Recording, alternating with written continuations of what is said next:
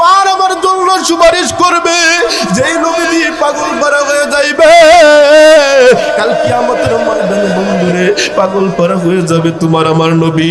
এই গুনাহগার উম্মতের জন্য অস্থিরতা হয়ে যাবে। আল্লাহর পয়গম্বর ডাক দিয়ে বলবে, আল্লাহ আমার গুনাহগার উম্মতদেরকে তুমি বাঁচাও, আমার গুনাহগার উম্মতদেরকে তুমি বাঁচাও। আমার গুনাহগার উম্মত যদি জাহান্নামে যায়, জেনে রাখো তোমার তৈরি জান্নাতে আমি যাব না। আল্লাহ তাআলা ডাক দিয়ে বলবেন, ও হাবিব আপনি একটু মাথাটা উঠান না, মাথাটা উঠান না, এমন ভাঙ্গিয়া পড়েন না, আপনি এমন দুর্বল হয়েন না, আপনি কান্নাকাটি করিয়েন না। আমি তো আপনাকে দুনিয়ার ভিতরে অনেক কান্দাইছি, নবী তো আমাদের জন্য অনেক কষ্ট করছে, উহুদের ময়দানে অনেক মার খাইছে, শুধু উম্মতের জন্য নবী উহুদের ময়দানে মার খায়। আমার আপনার নবী যখন উহুদের ময়দানে মার খাইলো, যখন কাফেরের দলেরা পাথর নিক্ষেপ করলো, তীরের মতো পাথর নিক্ষেপ করলো, আল্লাহর পয়গম্বর একা বৃষ্টির মতো ফোঁটা পড়তেছে, পাথরগুলো বৃষ্টির মতো পড়তেছে।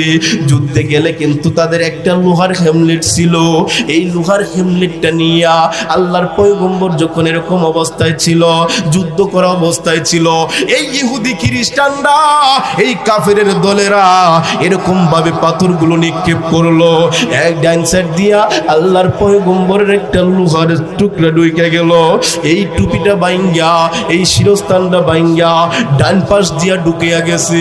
আল্লাহর পয়গম্বর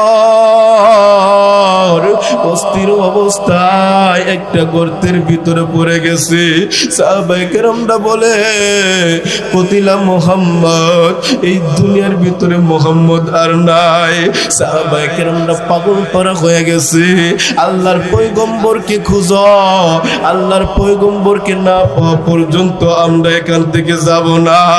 আল্লাহর পয়গম্বরকে সাহাবায়ে কেরামরা খুঁজতে খুঁজতে দেখে একটা গর্তের ভিতরে পড়ে আছে, এদিক দিয়া একটা লোহার হেমলেট ঢুকে গেছে, ব্যথায় ব্যথিত হইয়া সেখানে পড়ে গেছে, বেহুশ অবস্থায় হয়ে আছে। সাহাবায়ে কেরামরা তোলার পর দেখি আল্লাহর পয়গম্বরের মাথার ভিতরে শিরস্থানের একটা টুকরা ঢুকে গেছে। সাহাবায়ে কেরামরা হাউমাউ করতেছে, কে এই শিরস্থানটা তুলবে? সেখানে তো কোনো প্লাস নাই, কোনো কিছু তোলার মতো কোনো আংটাও নাই। তখন একটা সাহাবী বলে, ওই তোরা চিন্তা করিস না,